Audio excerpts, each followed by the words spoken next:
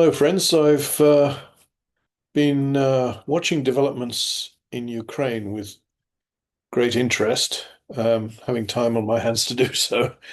Um, and An awful lot has happened since I last made a comment, which I believe was in January. So um, I thought I'd try and give an update of my views.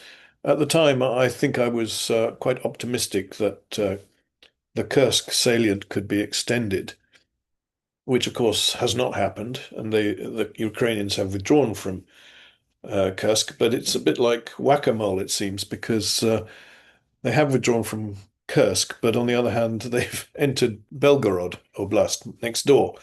So the Russians are still uh, having to contend with Ukrainian incursions into their territory, which is obviously to the advantage of Ukraine. Um, but well, what else has happened? In that video, I said something about I wondered about whether the Ukrainians would attack the Kursk bridge and whether they could use ATACMS to do so. Perhaps ATACMS is not the right weapon. Um, on the other hand, if they do manage to get hold of Taurus from Germany, or indirectly, that could be the right bunker buster to do this. And well, it's Michael Clark, isn't it, of RUSI, or ex-director of RUSI, who said that Taurus would in fact be capable of destroying the Kerch Bridge. Uh, and that would be a huge blow to Putin. After all, he actually ordered the bridge to be built. Um, I think he drove the first vehicle over it. It's very much the umbilical cord which connects Ukraine to the Russian mainland, as it were. And he would be absolutely furious, more furious even than he is now, perhaps, if that bridge was to go. But um, I suppose, one advantage for keeping it for the meantime is because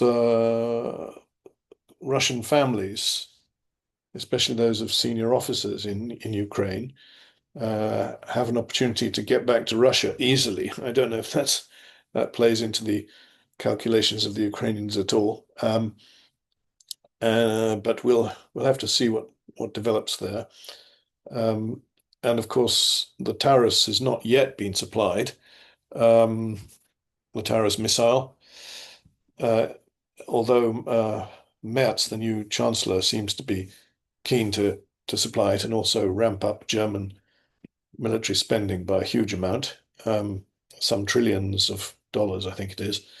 Uh, he still has to persuade, I think, his coalition partners in the SPD to do this, to supply this weapon. So I suppose we wait for developments there. But the most pressing, or the most immediate thing that has happened is that Trump has finally got himself a deal with Ukraine. I think he was getting very frustrated at the lack of progress, and it seems to me there's nothing that this president likes more than having a deal. It may not be a peace treaty, it may not be a ceasefire, but it's quite an interesting development, and it's far better, as I understand it, for the Ukrainians than the original proposed deal, which was neo-colonial in character. And this one, the Ukrainians are not having to surrender resources to pay for weapons which were supplied by the US as a grant, a gift in the past through Biden and before.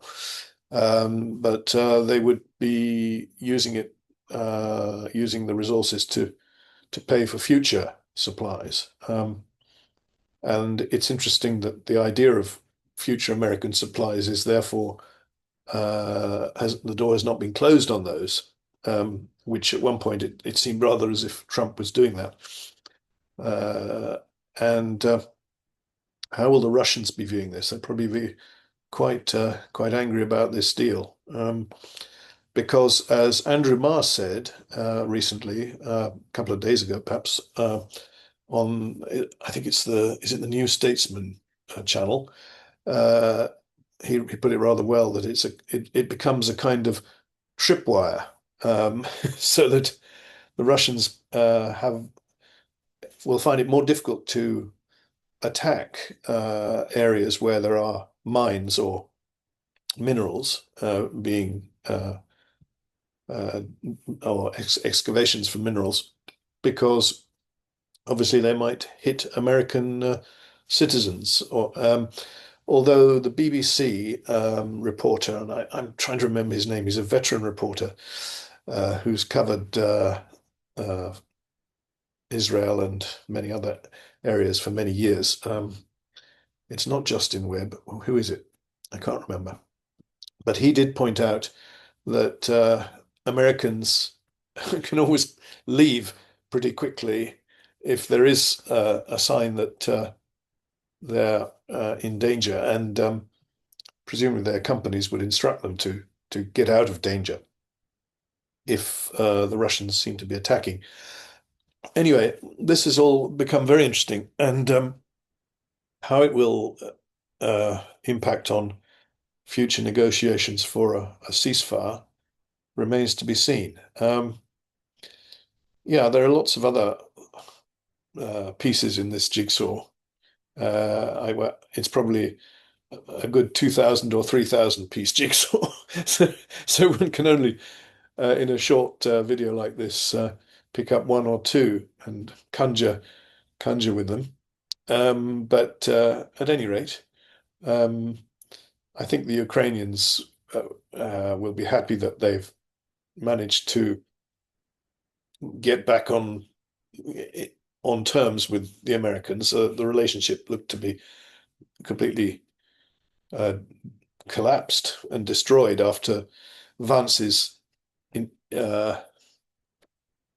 intervention during the disastrous White House meeting between Trump and Zelensky. Um, and it's interesting that it seems to have got back on a more even keel thanks to the one-to-one meeting in that most holy of places, the Vatican Basilica. Okay, so anyway, I do continue to support Ukraine.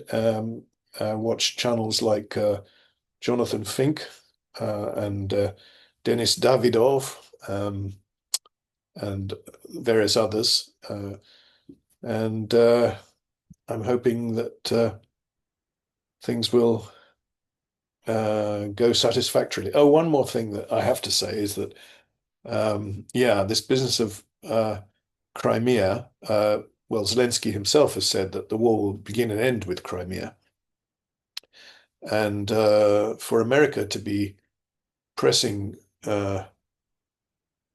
Ukraine to give up claims, a de jure claim to Crimea is, I don't think that's right at all. Of course, de facto, Russia now controls Crimea, but certainly Zelensky can't give up Crimea on his own because it's in the constitution that it's part of the country of Ukraine, and so that would have to be agreed by a parliament. And you can't imagine.